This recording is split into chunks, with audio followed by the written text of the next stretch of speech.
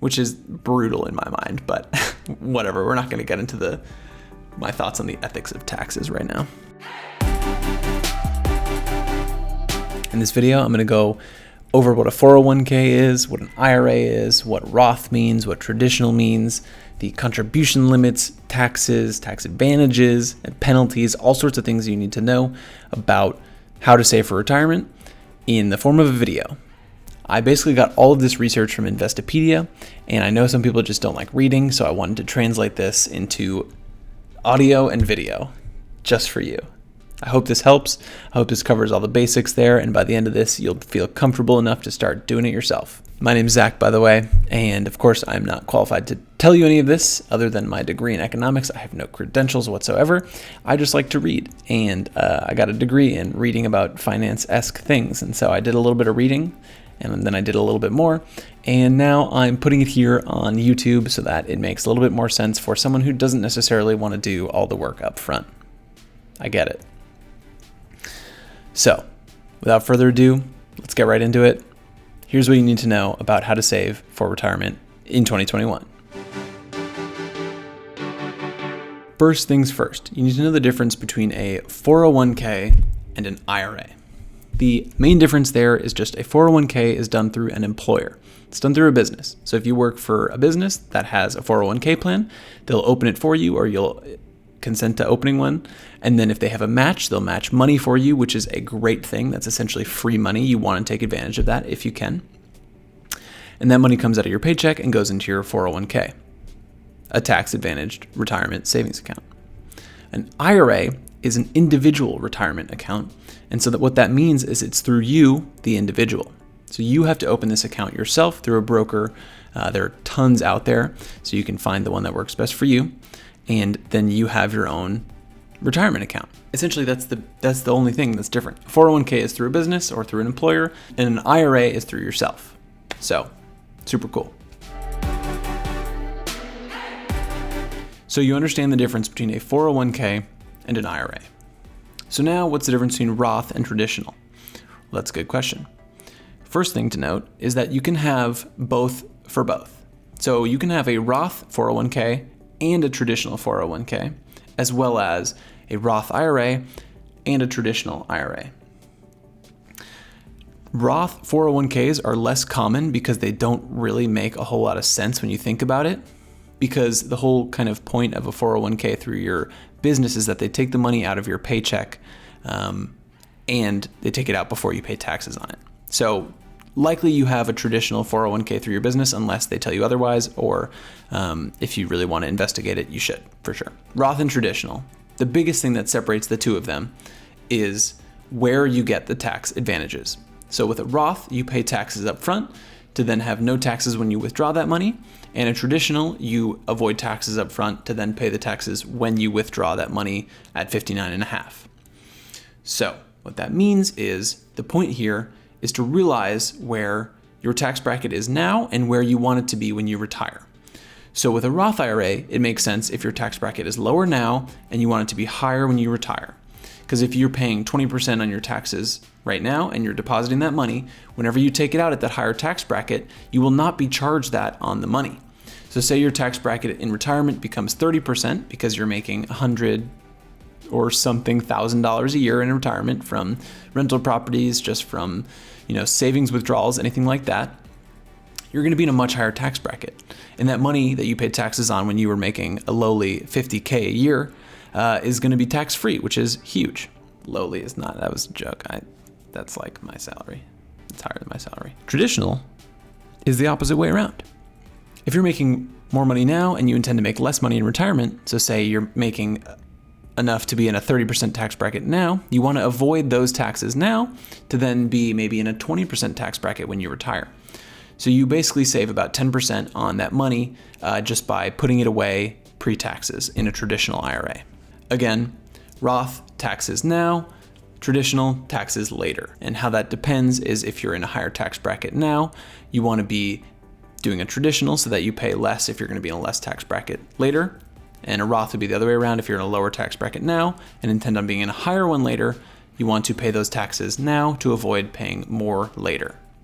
I know that's confusing. I'm going to put a nice little chart on the screen here so that you can see what I'm saying. Maybe have it make a little bit more sense. Cool. All this kind of is predicated on the idea that, tax brackets don't really give a darn about your age. All the IRS cares about is how much money you make. So if you're 25 versus 60, your tax bracket only depends on your income. So if you're making $80,000 now versus $80,000 from working a job versus $80,000 when you retire just from withdrawing, $50,000 from your savings, and you're making $30,000 on a rental property or something like that, that's still $80,000 in the eyes of the IRS. You're still paying the exact same amount of taxes on both of those dollar amounts. Of course, income gets a little bit more confusing or, a little bit more multifaceted in retirement because you're not just making one income, you're not making a salary typically, but there are a lot of factors where it comes from, and it's still income taxed, which is brutal in my mind, but whatever. We're not going to get into my thoughts on the ethics of taxes right now. So just think about that. You're still going to get taxed in retirement, and if you're going to make more than you're making right now, you're probably going to want to do Roth, and if you're going to make less than you're making right now, you're probably going to want to do traditional. Next big thing that's different between the two is that the contribution limits are very different. So 401k, you can contribute up to $19,500 a year until you make around $130,000. Then you want to check with your plan's provider and with your employer to see if your contribution limit starts to phase out, which it may at that point. But still, $19,500 is a lot of money. The other side, an IRA, you can only contribute up to $6,000 a year. And this is for the average person. There are different things when you start to get older. If you're 50 plus, there are kind of catch-up clauses in there where you can put a little bit more in. But for the average person below that age, it's $6,000. This is the catch-up things also work for the 401k. But right now, IRA, $6,000, 401k, $19,500. Same thing applies with the IRA. If you are a high income earner, around $100,000, $130,000, they start to phase out until they go to zero eventually. So definitely important to check your own income against how much you can contribute. You'll also be asked how much your income is when you sign up for the brokerage account. So you likely won't be able to deposit any money if you make over that certain amount of dollars a year.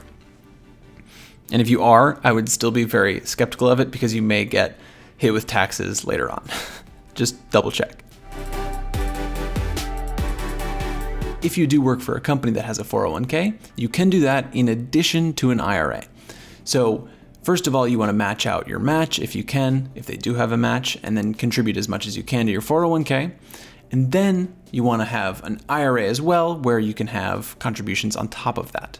So these are all tax advantage contributions, and so in the future, they will come to benefit you since you won't pay a ton of taxes as if you had just invested in a savings account, post-tax money, and then taken that out in the future, which would be taxed again. Essentially, a retirement account gives you the advantage of only being taxed once on that money. That's true for a 401k and an IRA.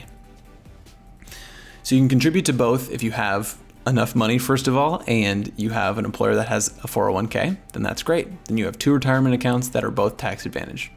We love that. Super, super, super. A 401k is a lot more hands-off. When you sign up for your 401k, you usually pick your allocation, whether it's, medium, high, medium, or low risk, or something along that line, some sort of allocation of stocks, bonds, money markets, other safe investments, other more risky investments, and then they kind of run from there. They take your money and they invest it and they make sure it grows over time and they take a fee.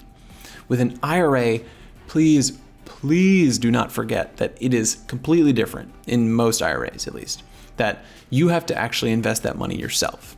With a lot of those IRA brokerage accounts, you can turn on automatic investing so you don't have to worry about it, but if you just throw a bunch of money into an IRA, it will sit there. It will literally sit there in cash if you do not do anything with it, which is worse than basically like burning it. Well, I mean, not really, but it's pretty equivalent to it. So make sure you log into that IRA and actually buy securities. If you want some of my unqualified suggestions. I'll link a video up above. You can check those out. I think they're pretty great. And then you can even just ride that. They don't have to be super complex. You can just pick a couple things, but it's extremely important to actually pick the things instead of just letting the money sit there in cash. That would be a huge blunder. Last thing, what are the penalties? What are the things to be aware of when you have an IRA? Well, that's a very good question.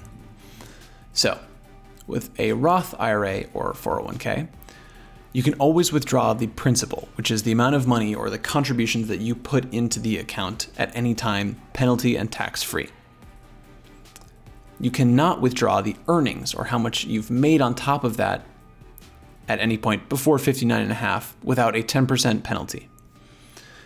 In a traditional IRA or 401k, it's 10% on everything, whether it's principal or earnings. It's always a 10% penalty plus other things that could be assessed by your individual brokerage account, fees, other penalties, etc.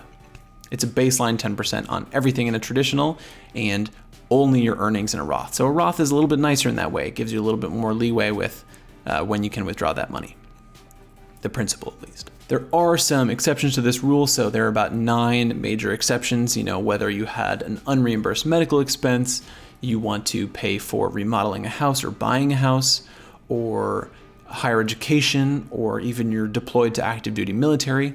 That's 4 of the 9, so I'm missing 5, but you get the idea. There are certain exceptions where you won't have to pay those penalties or taxes on them to withdraw that money because they realize that there are things that happen. They're usually emergency-like things, or there are other investments like a home or higher education or some large exception along those lines.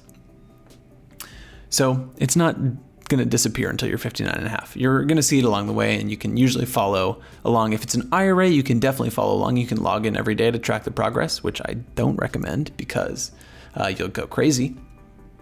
We don't want that. And if it's a 401k, you can probably log in and check that every day as well if you want. It'll just be through your company or through whatever provider your company chooses. And yeah, you'll see it. Key takeaways: 401k is through a company. IRA is through yourself, through a brokerage, through yourself, the individual. IRA stands for Individual Retirement Account. You can contribute to both if you have a company 401k and your own IRA. That's great.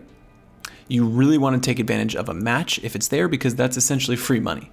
If they're matching you 3% and you put in $10,000 a year, they're going to give you an extra $3,000. That's not right. $300 on top of that, which is super sweet. That's just free $300. We appreciate that. Thank you, company. For Roth versus traditional, Roth, you pay taxes now. Traditional, you pay taxes later. So Roth, if you're making less now and you intend on making more later, that's a good thing to keep in mind. Traditional, if you're making more now and you intend on making less later on in life, that's what you should know there. And then, so one big thing is you can only contribute that max $6,000 to either of the IRAs. So traditional plus Roth equals $6,000 contribution limit. And then last thing, penalties. With a Roth, you can withdraw the principal at any time, penalty and tax-free. For the earnings, it's 10% plus any other penalties assessed by your brokerage account before 59.5. And then for traditional, it's 10% off of the principal or the earnings at any time. And of course, there are the exceptions to these rules as I've outlined. And like I said, everything is going to be linked below, all my sources. They're all Investopedia. So if you have any other questions, follow up either in the comments. I'm happy to answer them there, or check out Investopedia. Again, thank you so much for watching. I appreciate it. If you like this video and you want other people to know how to save for retirement, I'd appreciate it if you give it a thumbs up. That'd be really helpful. And if you want to subscribe, I put out finance videos and stuff like that to help people and to fill my time. What? All right. Thanks for watching. Catch you in the next one. Bye.